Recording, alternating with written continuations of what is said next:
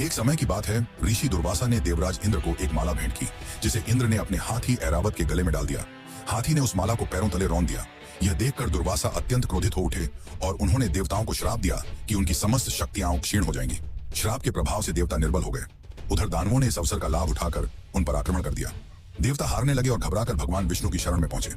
देवताओं ने निवेदन किया, हे प्रभु, यदि आप ही हमारी रक्षा नहीं करेंगे तो अधर्म की विजय निश्चित है। भगवान मुस्कुराए और बोले, शक्ति पुनः प्राप्त करने का एक ही मार्ग है, समुद्र मंथन। क्षीर सागर का मंथन करने पर अमृत प्रकट होगा। वही अमृत तुम्हें अमृतत्व और बल प्रदान करेगा। परंतु इतना विशाल कार्य तुम अकेले नहीं कर सकते, तुम्हें दानवों को भी साथ लेना होगा। उनके बिना यह संभव नहीं है। इंद्र दानवराज बाली के पास गए और यह प्रस्ताव रखा।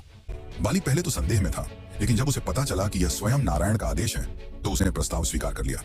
मंदार पर्वत को मथनी बनाया गया और नागराज वासुकी को रस्सी। देव और दानव दोनों ही पक्ष रस्सी के दोनों ओर खड़े होकर समुद्र को मथने लगे। लेकिन समस्या यह हुई कि विशाल मंदार पर्वत बार बार डूबने लगा। तब भगवान ने स्वयं कूर्म अवतार यानी कि कछुए का रूप धारण किया। वे क्षीर सागर की गहराइयों में जाकर अपनी विशाल पीठ पर पूरे पर्वत को थामे रहे। जैसे जैसे समुद्र मंथन होता गया, एक एक करके अद्भुत रत्न और दिव्य वस्तुएं प्रकट होने लगी। कामधेनु, ऐरावत हाथी, उच्चैश्रवा अश्व, कौस्तुभ मणि, लक्ष्मी जी और अनेक अमूल्य धरोहरें। लेकिन मंथन के बीच से एक भयंकर विष भी निकला, जिसे देखकर सभी घबरा गए।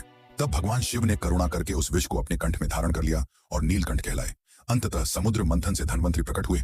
उनके हाथों में अमृत कलश था। दानव उसे छीनने दौड़े, पर भगवान विष्णु ने मोहिनी रूप धारण कर अमृत को देवताओं को वितरित कर दिया। इस प्रकार देवताओं ने पुनः अपनी शक्ति प्राप्त की और धर्म की रक्षा हुई।